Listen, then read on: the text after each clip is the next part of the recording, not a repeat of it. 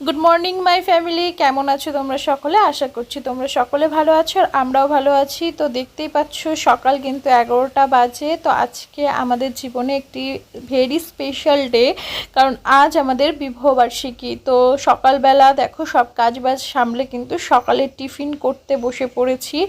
সকালবেলা আজকে আমাদের ব্রেকফাস্টে আছে হচ্ছে আলু চচ্চড়ি আর এদিকে হচ্ছে লুচি। তো বাঙালির সব থেকে প্রিয় খাবার। তো আমরা আমাদের স্পেশাল দিনটাকে একটু স্পেশালভাবে মানানোর জন্য আজকে একটু রান্নাবান্না করব বাড়িতে। নিজেদের পছন্দের জিনিসগুলো করার চেষ্টা করব যাতে আমরা খুশিতে থাকি, ভালো থাকি। নিজেদের খুশি থাকার দায়িত্ব, ভালো থাকার দায়িত্ব অবশ্যই নিজেদেরকেই নিতে হবে।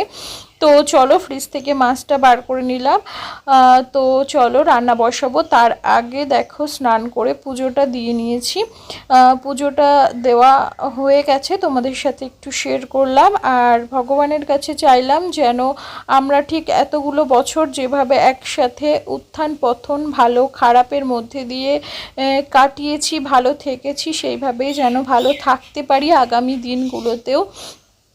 তো দেখো পুজো দিয়ে এসে এদিকে পায়েস আর এদিকে ভাতের জলটা বসিয়ে দিয়েছি। এদিকে হচ্ছে দুপুরের রান্না বান্না। তো দুপুরের রান্না বান্নাতে কি কি থাকছে অবশ্যই তোমাদের সাথে শেয়ার করব। সেরকম মেনু কিছুই থাকছে না। তো চলো কি রান্না হবে তোমাদের সাথে শেয়ার করি। তো তোমাদের দাদাভাই গলদা চিংড়ি নিয়ে এসেছিল, তো সেটাই আমি রেখে দিয়েছিলাম আজকে দিনের জন্য, যে একটা স্পেশাল দিনে অবশ্যই স্পেশাল কিছু রান্নাবান্না হওয়ারই কথা। তো আজকের এটাই ছিল মেনু। ধন্যবাদ।